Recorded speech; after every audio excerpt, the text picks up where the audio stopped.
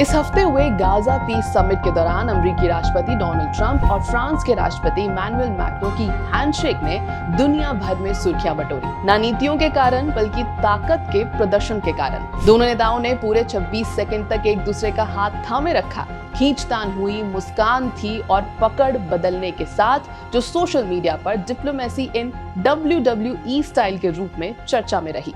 ये उनकी पहली ऐसी मुलाकात नहीं थी और ना ही ये संयोग था। ये सम्मेलन वैश्विक कूटनीति का एक ऐतिहासिक क्षण था। ट्रंप की 20 बिंदुओं वाली गाजा सीजफायर योजना पर हस्ताक्षर का। इस समझौते के तहत सभी 20 जीवित इजरायली बंधकों की रिहाई के बदले 1900 फिलिस्तीनी कैदियों को छोड़ा गया। 25 से अधिक देशों के नेता इस युद्ध के प्रतीकात्मक अंत के गवाह बने। वो युद्ध जिसने पिछले 2 सालों से मध्य पूर्व को झुलसा रखा था। लेकिन स्पीचेस, सिग्नेचर्स और कैमरास की चमक के बीच एक साधारण शारीरिक क्षण यानी कि एक हैंडशेक सत्ता और प्रतिद्वंदिता की अपनी कहानी कह गया। ट्रंप और मैक्रों की हैंडशेक हमेशा से राजनीतिक थिएटर का हिस्सा रही है। 2017 में नेटो सम्मेलन में उनकी पहली 29 सेकंड लंबी हैंडशेक में दोनों ने एक दूसरे के सामने झुकने से इनकार कर दिया था। मैक्रो ने बाद में कहा था कि वो दिखाना चाहते थे फ्रांस छोटी रियायतें नहीं देगा।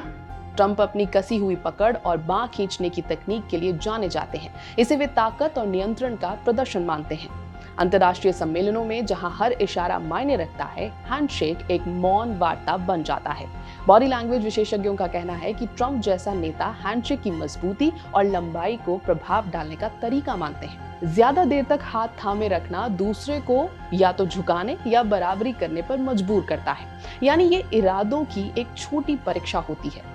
मैक्रो के लिए ये समर्पण नहीं बल्कि बराबरी की लड़ाई होती है। नतीजा एक ऐसा हैंडशेक जो किसी आम रेसल जैसा दिखता है लेकिन असल में संतुलित शक्ति समीकरण का प्रतीक होता है।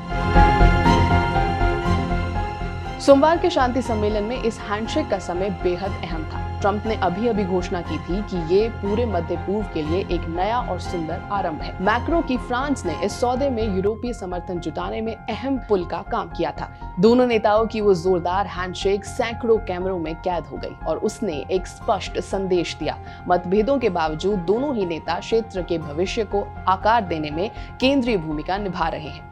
कैमरों के सामने ऐसा क्षण नेतृत्व की छवि को और भी सशक्त बना देता है। ट्रंप का अंगूठा उठाकर दिया गया संकेत और मैक्रो की संयमित मुस्कान, ये तस्वीर पूरी हो गई। अमेरिकी दृढ़ता और यूरोपीय संतुलन का मेल, जिसमें दोनों ने शांति की सफलता का श्रेय साझा किया।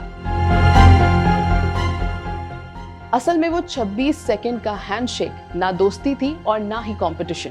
ये थी प्रतीकात्मक कूटनीति।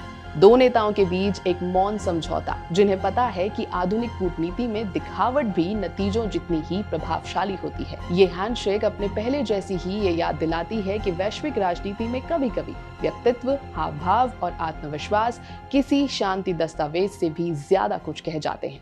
एबीपी लाइव की इस रिपोर्ट में फिलहाल इतना ही।